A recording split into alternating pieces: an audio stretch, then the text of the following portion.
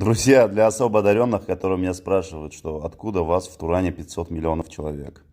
В Турции 83 миллиона человек. Это средняя статистика. В Иране 30 миллионов. В Азербайджане 10 миллионов. Около 6 миллионов в Туркменистане.